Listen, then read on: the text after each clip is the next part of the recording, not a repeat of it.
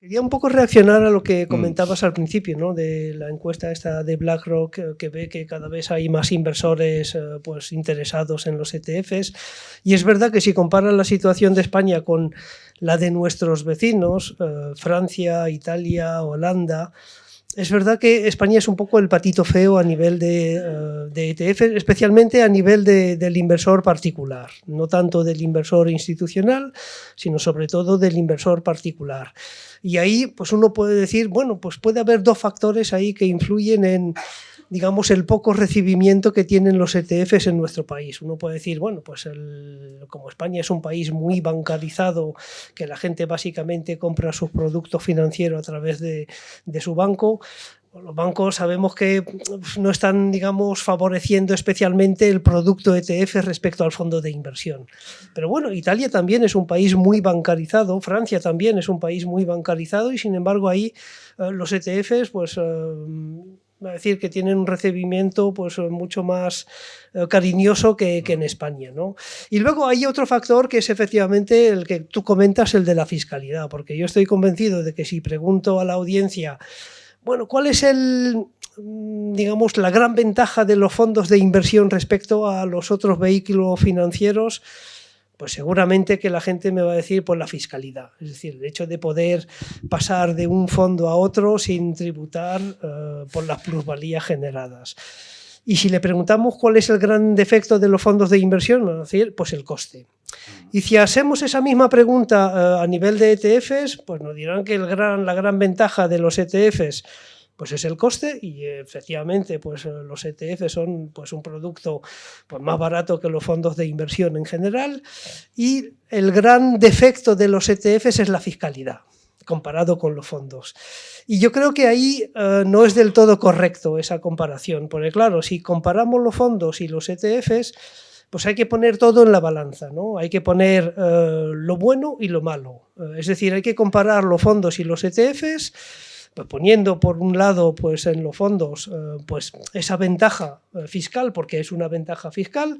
Luego intentaré explicar que no es tanto un regalo fiscal, que es un poco lo que intento desarrollar ahí, el tema de la fiscalidad, del coste, y lo mismo para los ETFs. Pues bien, en muchos casos, y si quiere ahora pues repasamos algunos casos prácticos, pues en muchos casos la fiscalidad no es el elemento realmente diferenciador entre estos dos vehículos financieros. Quiero decir que en muchos casos pues es más ventajoso si miramos lo que habría que llamar la rentabilidad financiero-fiscal, que es más interesante a través de ETFs que a través de fondos.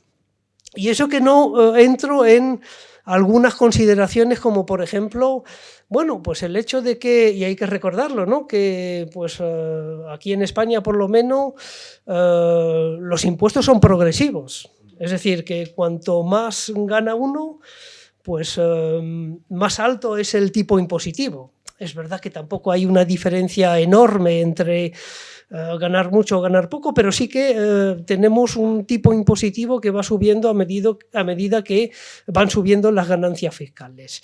Y luego hay otra consideración, no voy a decir más política, pero yo creo que también hay que tenerlo en cuenta, es que por lo menos en mi opinión, veo difícil que en el futuro los productos financieros sean tratados tan favorablemente como ahora. Quiero decir que probablemente la presión fiscal sobre los productos financieros sea más alta en el futuro que en la actualidad. Ahí podríamos entrar... ¿Quieres decir cuando las nóminas no puedan más? Ya, ¿no? No, a ver, yo lo relaciono más con el déficit público. Hemos entrado en una era de grandes déficit público y pues hay que buscar dinero por debajo de las piedras, y es que todos los gobiernos pues yo creo que van a estar un poco obligados a ello, y las ganancias fiscales es un tesoro pues muy importante para la Hacienda, ¿no? Entonces, no, te lo comentaba porque venga el gobierno, que sea lo fácil es pegarle la mordida a la nómina, pero claro, eso también tiene su punto de resistencia, ¿no? Yeah. Entonces, tu proyección, o no sé si es tu opinión personal o son cuestiones ya que manejáis a futuro en vuestra casa, es que la fiscalidad irá más para los productos de inversión en general, Yo creo que sí, por todo el tema del crecimiento de los déficits públicos. Exacto. A ver, me sorprendería que la fiscalidad dentro de 5 o 10 años sea más favorable que ahora. Y eso tiene también un impacto cuando comparamos fondos y ETFs, porque claro, la ventaja del fondo de inversión es que, vale, pues no voy a pagar impuestos ahora, pero los voy a pagar en el futuro. Sí. Entonces, claro, ahí tienes que decir, vale, pues a lo mejor me interesa pagarlos ahora y no en el futuro. Y luego, relacionándolo con la progresividad del impuesto, por decirlo de una forma ahí un poco sencilla, es mejor pagar, si tienes que pagar, por ejemplo, sobre plusvalías de 10.000, es mejor pagar 10 veces 1.000 que 10.000 de golpe, simplemente por la progresividad del impuesto. Y claro, el tema de los fondos, o por lo menos lo que la gente tiene en mente cuando habla de fiscalidad de los fondos, es decir, vale, pues voy a, no voy a pagar ahora por las plusvalías, no voy a vender mi fondo, sino que voy a pagar más tarde. Pero claro, hay que darse cuenta de que cuanto más pasa el tiempo, especialmente en mercados, digamos, alcistas, y si pensamos que los mercados son alcistas a largo plazo, pues vamos a tener muchas ganancias en el futuro. Había hecho un ejercicio un poco así muy simple de si uno invierte 10.000 euros al cabo de los 20 años, pues prácticamente el 80% del patrimonio son ganancias. Es el famoso interés compuesto, está muy bien, pero claro, Hacienda no se espera al final del trayecto, salvo si uno quiere pues, dejar los fondos en herencia para sus herederos. Pero ahí no hay ninguna diferencia respecto a los ETFs. Entonces, claro, esa progresividad del impuesto, pues de alguna forma no favorece a los fondos de inversión. Dos claves por el momento. La presión fiscal va a ir a más, o sea, tomamos nota de eso. Y me quedo con es mejor pagar 10 veces 1.000 que 10.000 de golpe. Sí.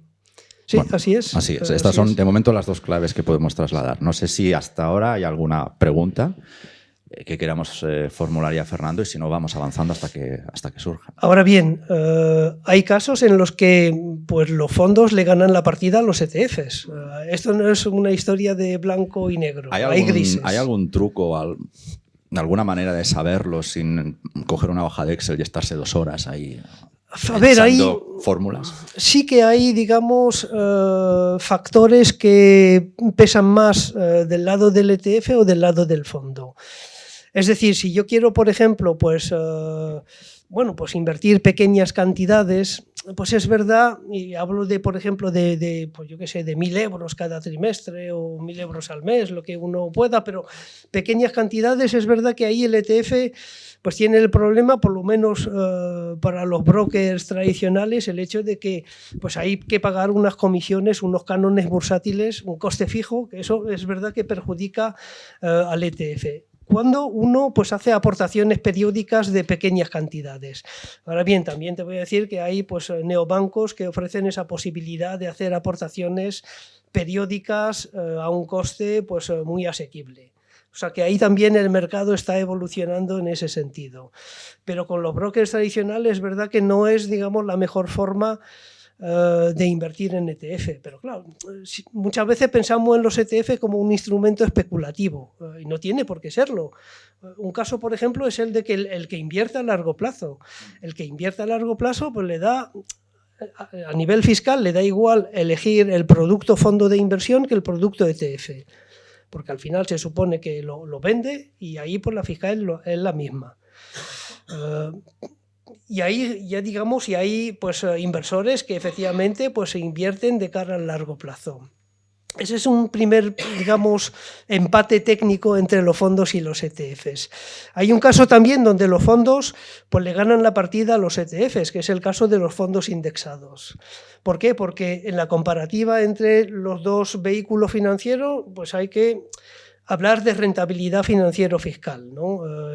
Y tener en cuenta que, claro, el coste pues es una losa muy pesada para los fondos de inversión.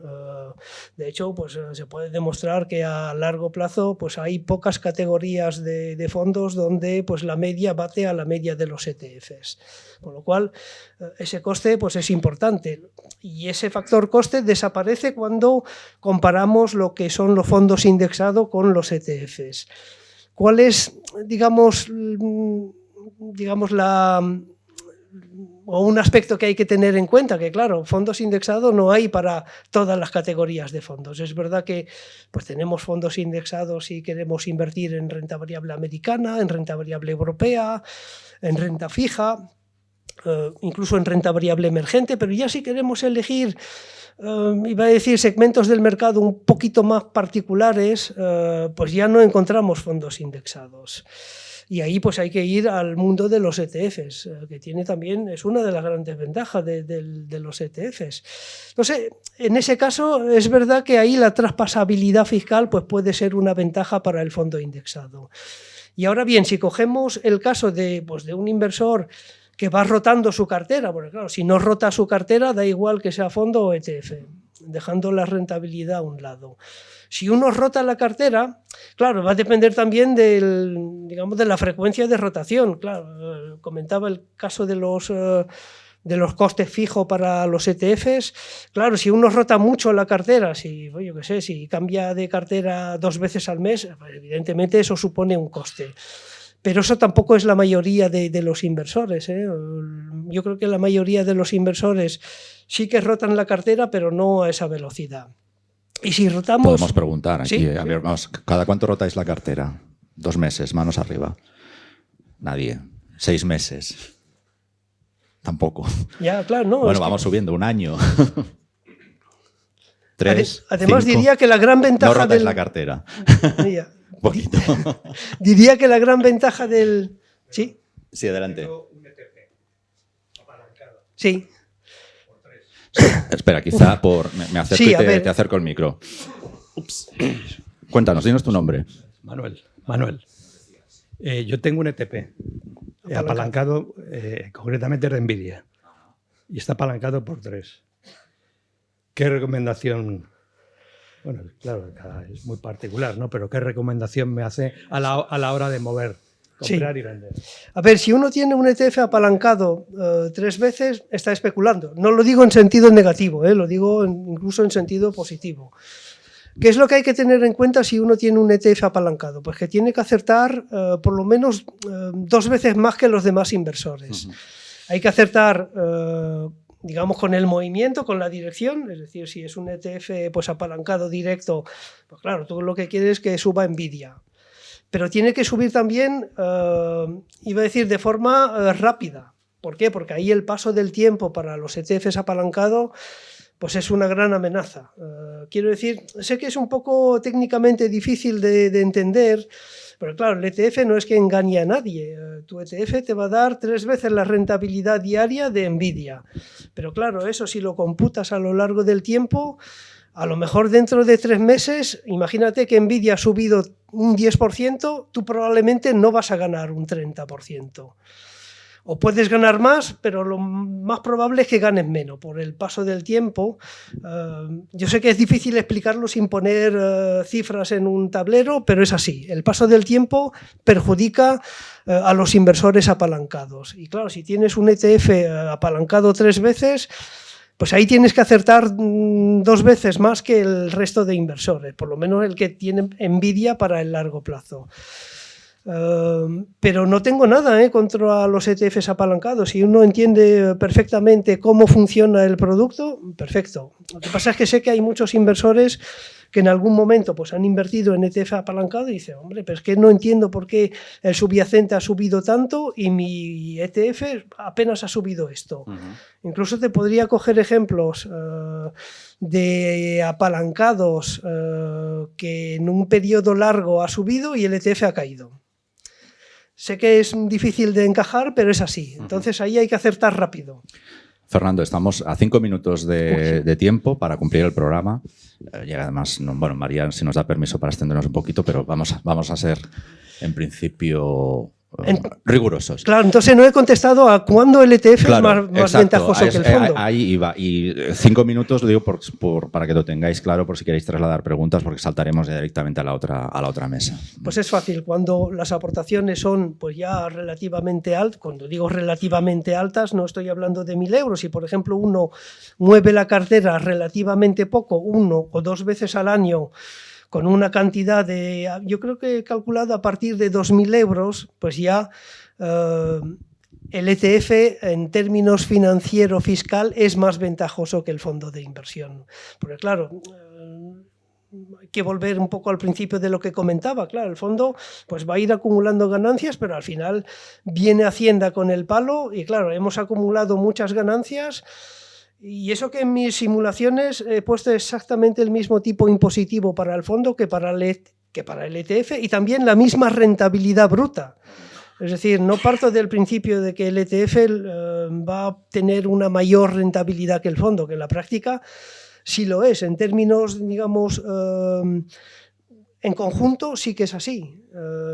Ya sé que hay fondos de gestión activa que pueden batir a los ETFs, pero la mayoría se quedan por debajo en cuanto a rentabilidad. Pero no entro en el aspecto de rentabilidad. Entonces, si hacemos aportaciones relativamente o por lo menos mayores de 1.000, 2.000 euros, pues ya el ETF pues, compite claramente con el fondo de inversión y la fiscalidad digamos que no es un peso para el ETF. Déjame, hablas de aportaciones, vamos a hablar de suscripciones. Si yo estoy a cero ahora y luego vendrá Ignasi Viladasau y nos traerá unos cuantos ISINs para invertir desde cero, ¿consideramos también los mismos niveles? 2.000 euros, a partir de ahí ya, sí. También tenemos esa misma, ¿no?, balanza de que ya el ETF empieza a ser más competitivo, empieza a ser más, o tiene más, o al menos juega en igualdad de condiciones fiscalmente hablando que un fondo. El caso negativo es cuando uno hace aportaciones periódicas muy pequeñitas, ahí sí que el fondo tiene esa ventaja de que el fondo es el producto más democrático que hay. ¿Por qué? Porque pagan lo mismo si inviertes 1.000 que si inviertes 10.000.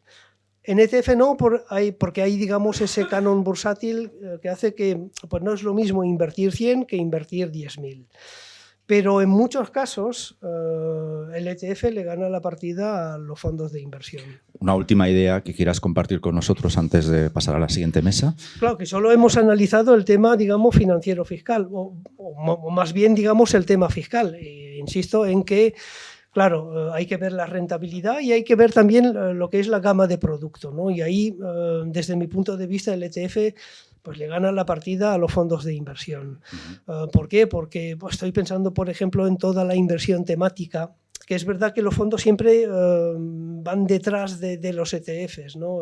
Si uno quiere apostar de forma, digamos, muy, iba a decir, casi quirúrgica en una temática, probablemente va a encontrar producto a nivel de ETF y no a nivel de fondo de inversión.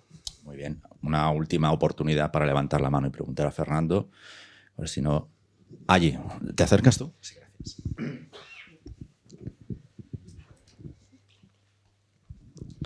Buenos días y gracias por la invitación, lo primero. Hemos hablado de los ETF apalancados.